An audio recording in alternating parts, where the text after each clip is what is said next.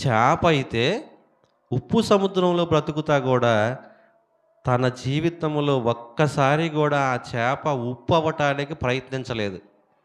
చప్పగానే ఉంటుంది. చనిపోయినంత వరకు అది చప్పగానే ఉంటుంది ప్రియమైన దేవుని వల్లరా.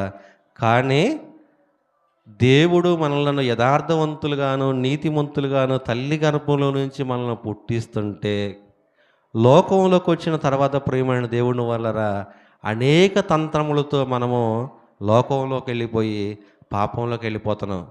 ఇప్పుడు చేప మనకి ఏమి నేర్పుతుంది పాఠాన్ని? ఏమి నేర్పుతుంది?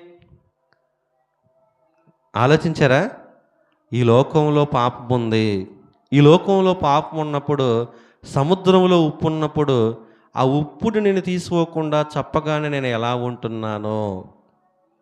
ఉంటున్నానో, లోక పాపములోకి మీరు కూడా అలా వెళ్ళకూడదు అని మనకేం చేస్తుంది?